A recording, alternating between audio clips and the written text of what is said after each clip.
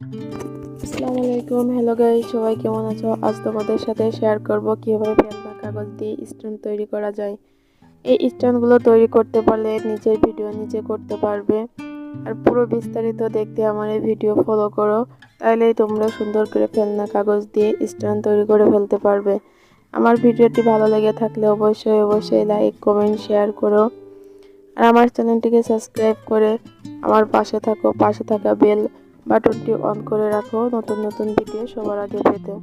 ধন্যবাদ।